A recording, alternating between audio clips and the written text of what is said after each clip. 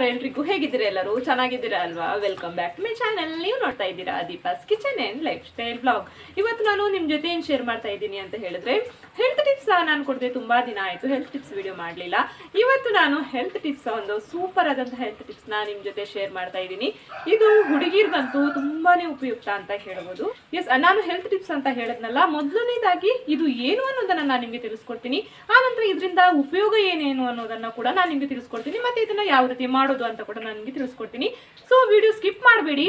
ಕೆಲವರಿಗೆ ಮಾತಾಡೋದು ಬೋರ್ ಅನ್ನಿಸಿದ್ರೆ ಕೆಲವರು ಸ್ಕಿಪ್ ಮಾಡ್ತೀರಾ, ಬಟ್ ಸ್ಕಿಪ್ ಮಾಡ್ಲಿಕ್ಕೆ ಹೋಗ್ಬೇಡಿ. ನಾನು ಏನೇನು ಹೇಳ್ತೀನಿ ಅಂತ ನಿಮ್ಗೆ ಅರ್ಥ ಆಗ್ಬೇಕಲ್ಲ, ಇದರಿಂದ ಉಪಯೋಗ ಏನು ಅನ್ನೋದನ್ನ ನೀವು, ಇದು ಹೆಲ್ತ್ ಟಿಪ್ಸ್ ಆಗಿರೋದ್ರಿಂದ ಇದ್ರ ಬಗ್ಗೆ ನೀವು ಸಂಪೂರ್ಣವಾಗಿ ತಿಳ್ಕೊಳ್ಬೇಕಾಗುತ್ತೆ. ಸೊ ನಾನು ಸ್ಟೆಪ್ ಬೈ ಸ್ಟೆಪ್ ನಿಮ್ಗೆ ಇದ್ರ ಬಗ್ಗೆ ಹೇಳ್ತಾ ಹೋಗ್ತೀನಿ. ಇದಕ್ಕೆ ಏನು ಹೇಳ್ತಾರೆ ಅಂತ ನೋಡೋದಾದ್ರೆ, ನಮ್ಮ ತುಳುವಿನಲ್ಲೇ ಇದಕ್ಕೆ ಓಡ್ದ ಕಷಾಯ ಅಂತ ಹೇಳ್ತಾರೆ. ಇನ್ನು ಕನ್ನಡದಲ್ಲಿ ಹೇಳೋದಾದ್ರೆ ಮಣ್ಣಿನ ಹಂಚಿನಿಂದ ಮಾಡುವಂತಹ ಕಷಾಯ ಇದು. ಮಣ್ಣಿನ ಹಂಚೆ ಆಗಬೇಕು, ಸ್ಟೀಲ್ ಅಲ್ಯೂಮಿನಿಯಂ ಏನೂ ಆಗೋದಿಲ್ಲ, ಮಣ್ಣಿನ ಹಂಚೆ ಬೇಕು ಇದಕ್ಕೆ. ಯಾವ ರೀತಿಯ ಕಾವಲಿ ಅಂತ ನಾನು ನಿಮಗೆ ತೋರಿಸ್ತೀನಿ. ಮಂಗಳೂರು ಉಡುಪಿ ಮಂಗಳೂರಲ್ಲಿ ಗೊತ್ತಿರ್ಬೋದು, ನಾವು ಬ್ರೇಕ್ಫಾಸ್ಟಿಗೆ ಮಾಡ್ತೀವಲ್ಲ ಕಪ ರೊಟ್ಟಿ ಅಂತ ಹೇಳ್ತಾರಲ್ಲ, ಆ ಕಪ ರೊಟ್ಟಿಯ ಕಾವಲಿಯಿಂದ ಇವತ್ತು ನಾವು ಕಷಾಯನ ಮಾಡ್ತಾ ಇದ್ದೀವಿ. ಮೆಂತೆಯಿಂದ ನಾವು ಇದನ್ನ ಮಾಡುವಂಥದ್ದು. ಇದರಿಂದ ಹಲವಾರು ಬೆನಿಫಿಟ್ ಇದೆ, ಎಸ್ಪೆಷಲಿ ಹುಡುಗಿರಿಗೆ. ಎಸ್, ಇನ್ನು ಫಸ್ಟ್ ಬೆನಿಫಿಟ್ ಏನು ಅಂತ ಹೇಳಿದ್ರೆ, ಹುಡುಗಿರಿಗೆ ಪೀರಿಯಡ್ಸ್ ಇಂದ ಬರುವಂತಹ ಹೊಟ್ಟೆ ನೋವಿಗೆ ಇದು ರಾಮಬಾಣ ಅಂತ ಹೇಳ್ಬೋದು. ಪೀರಿಯಡ್ಸ್ ಇಂದ ಬರುವಂತಹ ಹೊಟ್ಟೆ ನೋವು ಆಗಿರ್ಬೋದು, ಸೊಂಟ ನೋವು, ಎಲ್ಲದಕ್ಕೂ ಇದು ತುಂಬಾನೇ ಚೆನ್ನಾಗುತ್ತೆ. ಈ ಕಷಾಯ ಮಾಡಿ ಕುಡಿದ ತಕ್ಷಣ ನಿಮಗೆ ಹೊಟ್ಟೆ ನೋವು ಕಡಿಮೆ ಆಗುತ್ತೆ. ಮೆಂತೆ ನಮ್ಮ ಆರೋಗ್ಯಕ್ಕೆ ತುಂಬಾನೇ ತಂಪು ಅಂತ ಹೇಳ್ಬೋದು. ಇನ್ನು ಕೆಲವು ಹುಡುಗಿರು, ತುಂಬಾ ಜನ ಹುಡುಗಿರು ಈ ಮಿಸ್ಟೇಕ್ ಅನ್ನ ಮಾಡ್ತಾ ಇರ್ತಾರೆ. ಸಹಿಸ್ಕೊಳ್ಳುವಂತಹ ಶಕ್ತಿ ಇರೋದಿಲ್ಲ, ತಕ್ಷಣಕ್ಕೆ ನಮಗೆ ಕಡಿಮೆ ಆಗಬೇಕು ಅಂತ ಹೇಳಿ ಮೆಡಿಕಲ್ಗಳಿಗೆ ಹೋಗಿ ಮಾತ್ರೆಗಳನ್ನು ತಗೊಬಂದು ನುಂಗ್ತೀರಾ. ನಾನು ಎಲ್ಲಾ ಹುಡುಗಿರಿಗೆ ಹೇಳೋದಷ್ಟೇ, ದಯವಿಟ್ಟು ಮಾತ್ರೆಗಳನ್ನು ನುಂಗಬೇಡಿ. ಇದರಿಂದ ಸಾಕಷ್ಟು ಸೈಡ್ ಎಫೆಕ್ಟ್ಸ್ ನಿಮಗೆ ಬರುತ್ತೆ ಮುಂದಕ್ಕೆ. ಅದಕ್ಕೋಸ್ಕರ ಹೇಳ್ತಾ ಇದ್ದೀನಿ, ಇದನ್ನೆಲ್ಲ ನಾವು ನ್ಯಾಚುರಲ್ ಆಗಿ ಹೋಗ್ಲಾಡಿಸ್ಬೋದು. ನಾನಿವತ್ತು ಮಾಡುವಂತಹ ಕಷಾಯ ನೀವು ಖಂಡಿತವಾಗ್ಲೂ ಟ್ರೈ ಮಾಡಿ. ಇದರಿಂದ ನಿಮ್ಮ ಹೊಟ್ಟೆ ನೋವು ಖಂಡಿತವಾಗ್ಲೂ ಕಡಿಮೆ ಆಗುತ್ತೆ. ಪೀರಿಯಡ್ ಕ್ರಾಂಪ್ಸ್ ನಾನು ಇದಕ್ಕಿಂತ ಮುಂಚೆ ಕೂಡ ಒಂದು ವಿಡಿಯೋ ಮಾಡಿದ್ದೀನಿ, ಅದರ ಲಿಂಕ್ ಬೇಕಾದ್ರೆ ನಾನು ಡಿಸ್ಕ್ರಿಪ್ಷನ್ ಅಲ್ಲಿ ಹಾಕ್ತೀನಿ. ಅದು ಕೂಡ ಅಷ್ಟೇ 100% ರಿಸಲ್ಟ್ ಕೊಡುತ್ತೆ. ತುಂಬಾ ಜನ ಹುಡುಗಿಯರು ಆ ವಿಡಿಯೋನ ನೋಡಿ ಅದನ್ನ ಟ್ರೈ ಮಾಡಿದ್ದಾರೆ, ನನಗೆ ಮೆಸೇಜ್ ಮಾಡಿ ಹೇಳ್ತಾ ಇದ್ದಾರೆ, ಅಕ್ಕ ನಮಗೆ ತುಂಬಾ ಹೆಲ್ಪ್ ಆಯ್ತು ಇದರಿಂದ ಅಂತ. ಕಾಲೇಜ್ಗೆ ರಜೆ ಆಗ್ತಾ ಇದ್ರು ಕೆಲವು ಹುಡುಗಿಯರಿಗಂತೂ. ಎಲ್ಲಾ ಹುಡುಗಿರು ಫೇಸ್ ಮಾಡೋ ಪ್ರಾಬ್ಲಮೇ ಇದು. ನಾವು ಇದಕ್ಕೆ ನ್ಯಾಚುರಲ್ ಆಗಿ ಪರಿಹಾರವನ್ನು ಕಂಡುಕೊಳ್ಬೇಕು. ಈ ತರ ಹೋಗಿ ಮಾತ್ರೆಗಳನ್ನ ತಗೊಂಡ್ ಬಂದು ನುಂಗೋದಲ್ಲ. ನಾವು ದೊಡ್ಡವರು ಇದನ್ನೊಂದು ದಿನಕ್ಕೆ 1/4 ಲೋಟ ಕುಡಿದ್ರೆ ಸಾಕು, ತಿಂಗಳಿಗೆ ಒಂದ್ಸಲ ಕುಡಿದ್ರೆ ಸಾಕು. ನೀವು ಮಕ್ಕಳಿಗೆ ಇದರಿಂದ ಏನು ಉಪಯೋಗ ಅಂತ ಹೇಳಿದ್ರೆ, ಸಣ್ಣ ಮಕ್ಕಳಿಗೆ ಜಂತುಹುಳದ ಸಮಸ್ಯೆ ಯಾರಿಗೆಲ್ಲ ತುಂಬಾ ಜಾಸ್ತಿ ಇದೆ ನೋಡಿ, ಆ ಮಕ್ಕಳಿಗೆ ಕೂಡ ಇದನ್ನ ನೀವು ಕೊಡ್ಬೋದು. 1/4 ಲೋಟ ಕೊಡಬೇಡಿ, 2 ಸ್ಪೂನ್ ಕೊಟ್ರೆ ಸಾಕಾಗುತ್ತೆ. ಸಣ್ಣ ಮಕ್ಕಳಿಗೆ 2 ಸ್ಪೂನ್ ಅಥವಾ 1 ಸ್ಪೂನ್ ಕೊಟ್ರೆ ಸಾಕಾಗುತ್ತೆ. ಇದರಿಂದ ಕೂಡ ಜಂತುಹುಳದ ಸಮಸ್ಯೆ ಕಡಿಮೆ ಆಗುತ್ತೆ. ಇನ್ನು ಜಾಸ್ತಿ ಮಾತಾಡೋದು ಬೇಡ, ಮಾತಾಡ್ತಾ ಇದ್ರೆ ಮಾತಾಡ್ತಾನೆ ಇರ್ತೀರಾ ಅಂತ ಹೇಳ್ಬೋದು ನೀವು. ಇನ್ನು ಇದನ್ನ ಯಾವ ರೀತಿ ಮಾಡೋದು, ಇದಕ್ಕೆ ಏನೇನು ಸಾಮಗ್ರಿಗಳು ಬೇಕು ಅನ್ನೋದನ್ನ ನೋಡ್ಕೊಂಡು ಬರೋಣ. ಎಸ್, ಈ ಥರ ಒಂದು ಮಣ್ಣಿನ ಕಾವಲಿಯನ್ನು ತಗೊಳ್ಳಿ ನೀವು.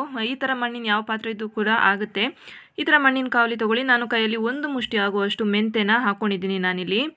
ಮೆಂತೆ ಚೆನ್ನಾಗಿ ಫ್ರೈ ಮಾಡ್ಕೊಳ್ಳಿ. ಆಯಿಲ್ ಏನೂ ಹಾಕಬಾರ್ದು, ಹಾಗೇ ಫ್ರೈ ಮಾಡ್ಕೊಳ್ಳಿ. ಸೀದೋಗೋ ಥರ ಫ್ರೈ ಮಾಡಬೇಡಿ, ಸ್ವಲ್ಪ ಇದು ಕೆಂಪಗಾದರೆ ಸಾಕಾಗುತ್ತೆ. 1 ಸ್ಪೂನ್ನ ಸಹಾಯದಿಂದ ಇದನ್ನು ಫ್ರೈ ಮಾಡ್ತಾ ಇದ್ದೀನಿ ನಾನು. ಮೆಂತೆ ಘಮ್ ಅಂತ ಪರಿಮಳ ಬರುತ್ತೆ ನಮಗೆ, ಅಲ್ಲಿ ತನಕ ಇದನ್ನು ಚೆನ್ನಾಗಿ ಹುರ್ಕೊಳ್ಬೇಕು. ಎಲ್ಲ ಮೆಂತೆನೂ ಚೆನ್ನಾಗಿ ಇದು ಫ್ರೈ ಆಗಬೇಕು. ನೋಡ್ತಾ ಇದ್ದೀರಲ್ವಾ, ಇವಾಗ ಕಲರ್ ಎಲ್ಲ ಚೇಂಜ್ ಆಗಿದೆ ಮೆಂತೆದು. ಇದು ಇಷ್ಟಾದರೆ ಸಾಕಾಗುತ್ತೆ. ಯಾವ ಬಣ್ಣಕ್ಕೆ ಬಂದಿದೆ ಅಂತ ನೋಡ್ತಾ ಇದ್ದೀರಲ್ಲ, ನಾವು ಹುರಿಯುವಾಗ ನಮಗೆ ಗೊತ್ತಾಗುತ್ತೆ. ಇದು ಘಮ್ ಅಂತ ಪರಿಮಳ ಬರುತ್ತೆ ಮೆಂತೆ. ಇದು ಇಷ್ಟು ಫ್ರೈ ಆದರೆ ಸಾಕಾಗುತ್ತೆ. ನಾನು ಒಂದು ಪ್ಲೇಟಿಗೆ ತೆಗಿತೀನಿ. ಪಟ್ಪಟ ಅಂತ ಇದೆ, ನೋಡ್ತಾ ಇರ್ಬೋದು. ನಾನೊಂದು ಪ್ಲೇಟ್ಗೆ ಇದನ್ನು ತೆಗೆದು ಇಟ್ಕೊಂಡಿದ್ದೀನಿ. ಇದನ್ನ ಇವಾಗ ನುಣ್ಣಕ್ಕೆ ರುಬ್ಕೊಳ್ಬೇಕು. ನೀರೇನು ಹಾಕಲಿಕ್ಕಿಲ್ಲ, ಜಸ್ಟ್ ನಮಗೆ ಪೌಡ್ರ್ ಮಾಡಲಿಕ್ಕಿರುವಂಥದ್ದು. ನಾನಿಲ್ಲಿ ಪೌಡ್ರ್ ಮಾಡಿ ಇಟ್ಕೊಂಡಿದ್ದೀನಿ. ಇದರಲ್ಲಿ 1 ಸ್ಪೂನ್ ನಾವು ಹಾಕ್ಕೊಳ್ಬೇಕು. ಹಂಚು ಬಿಸಿಗಿಡ್ತೀನಿ ನಾನಿವಾಗ. ಹಂಚು ಬಿಸಿ ಆಯಿತು. ನಾನಿವಾಗ ಇದಕ್ಕೆ 1 ಟೇಬಲ್ ಸ್ಪೂನ್ ಆಗುವಷ್ಟು ಮೆಂತೆನ ಹಾಕ್ಕೊಂಡಿದ್ದೀನಿ. ಕಾವಲಿಗೆ ಹಾಕೊಂಡ ನಂತರ ಕೂಡ ನಾವು ಇದನ್ನು ಸ್ವಲ್ಪ ಫ್ರೈ ಮಾಡ್ಕೊಳ್ಬೇಕು. ಒಂದು ಸ್ವಲ್ಪ ಲೈಟಾಗಿ ಇದ್ರ ಕಲರ್ ಚೇಂಜ್ ಆಗಬೇಕು, ಅಲ್ಲಿ ತನಕ ಇದನ್ನು ಸ್ವಲ್ಪ ಹುರ್ಕೊಳ್ಳಿ. ಹಾಗೆ ಗೊತ್ತಾಗುತ್ತೆ ನಮಗೆ. ಸ್ವಲ್ಪ ಫ್ರೈ ಆದರೆ ಸಾಕು. ಒಂದು 2 ರಿಂದ 3 ನಿಮಿಷ ಇದನ್ನು ಮತ್ತೆ ಕಾವಲಿಗೆ ಹಾಕ್ಕೊಂಡು ಇದೇ ರೀತಿಯಾಗಿ ಫ್ರೈ ಮಾಡ್ಕೊಳ್ಳಿ. ಇವಾಗ ನೋಡ್ತಾ ಇದ್ದೀರಲ್ವಾ, ಸ್ವಲ್ಪ ಬಣ್ಣ ಇದರದು ಚೇಂಜ್ ಆಗಿದೆ. ಇದಕ್ಕೆ ನಾನಿವಾಗ 1 ಲೋಟದಷ್ಟು ನೀರನ್ನು ಹಾಕೋತೀನಿ. ಇದಕ್ಕೇ ಹಾಕ್ಕೊಳ್ಬೇಕು. 1 ಲೋಟದಷ್ಟು ನೀರನ್ನು ಹಾಕ್ಕೊಂಡೆ ನಾನಿಲ್ಲಿ. ಇದು ಇವಾಗ ಚೆನ್ನಾಗಿ ಕುದಿ ಬರಬೇಕು. ಅಲ್ಲಿ ತನಕ ಇದನ್ನು ಸ್ವಲ್ಪ ಕುದಿಸ್ಕೋಬೇಕು. ಒಂದು 2 ರಿಂದ 3 ಕುದಿ ಬರಬೇಕು. ಇದು ತಳ ಹಿಡ್ಕೊಳ್ದೇ ಇರೋ ರೀತಿ ಸ್ವಲ್ಪ ಸ್ಪೂನಲ್ಲಿ ಆ ಕಡೆ ಈ ಕಡೆ ಈ ಥರ ಮಾಡಿ, ತಳ ಹಿಡಿಯೋದಿಲ್ಲ ಇದು, ಆದರೂ ಪುಡಿ ಎಲ್ಲ ತಳದಲ್ಲಿ ನಿಂತ್ಕೊಂಡು ಬಿಟ್ಟಿರುತ್ತೆ, ಅದಕ್ಕೋಸ್ಕರ. ನೋಡಿ ಇವಾಗ ನೀವು ನೋಡ್ತಾ ಇದ್ದೀರಲ್ವ ಯಾವ ರೀತಿ ಉಕ್ಕಿ ಬಂದಿದೆ ಅಂತ. ಇದು ಉಕ್ಕಿ ಬರುವಾಗ ಗ್ಯಾಸ್ ಫ್ಲೇಮ್ನ ಫುಲ್ಲು ಸಿಮ್ಮಲ್ಲಿ ಇಟ್ಬಿಡಿ. ಸ್ವಲ್ಪ ಕುದಿಬೇಕು. ಇದು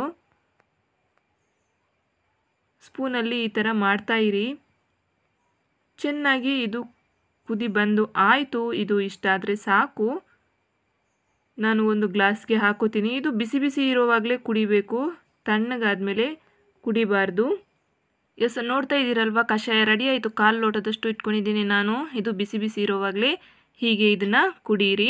ಎಸ್ ಫ್ರೆಂಡ್ಸ್, ನೋಡಿದ್ರಲ್ವ ನಾವು ಓಡ್ ಕಷಾಯನ ಯಾವ ರೀತಿ ಮಾಡಿದ್ವಿ ಅಂತ, ಮಣ್ಣಿನ ಹಂಚಿನಿಂದ ಮಾಡುವಂತಹ ಕಷಾಯನ ಯಾವ ರೀತಿ ಮಾಡಿದ್ವಿ ಅಂತ ನೋಡಿದ್ರಲ್ವ. ಖಂಡಿತವಾಗ್ಲೂ ಇದನ್ನು ನೀವು ಕೂಡ ಟ್ರೈ ಮಾಡಿ. ಪೀರಿಯಡ್ ಕ್ರಾಂಪ್ಸ್ಗೆ ಇದು ನಂಬರ್ 1 ಮೆಡಿಸಿನ್ ಅಂತ ಹೇಳ್ಬೋದು. ಮಾತ್ರೆಗಳನ್ನೆಲ್ಲ ನುಂಗಕ್ಕೆ ಹೋಗಬೇಡಿ. ನಾನು ಸ್ಟಾರ್ಟಿಂಗಲ್ಲೇ ಹೇಳಿದಾಗೆ ದಯವಿಟ್ಟು ಮಾತ್ರೆಗಳನ್ನ ತಗೊಳ್ಬೇಡಿ.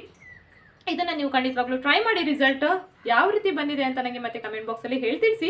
ನಾನು ನಿಮ್ಮ ಕಮೆಂಟ್ಗೋಸ್ಕರ ಕಾಯ್ತಾ ಇರ್ತೀನಿ. ಇವತ್ತಿನ ನನ್ನ ವಿಡಿಯೋ ನಿಮ್ಮೆಲ್ಲರಿಗೂ ಇಷ್ಟ ಆಯಿತು, ನಿಮ್ಮೆಲ್ಲರಿಗೂ ಹೆಲ್ಪ್ಫುಲ್ ಆಯಿತು ಅಂತ ನಾನು ಅನ್ಕೋತೀನಿ.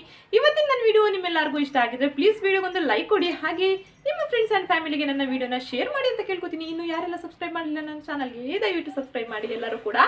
ಇವತ್ತಿನ ನನ್ನ ವಿಡಿಯೋ ಇಲ್ಲಿಗೆ ಏನು ಮಾಡ್ತೀನಿ. ನಾಳೆ ಇನ್ನೊಂದು ಹೊಸ ರೀತಿಯ ವಿಡಿಯೋನಿಗೆ ನಾನು ನಿಮ್ಮನ್ನು ಭೇಟಿ ಮಾಡ್ತೀನಿ. ಅಲ್ಲಿವರೆಗೂ ನಮಸ್ಕಾರ.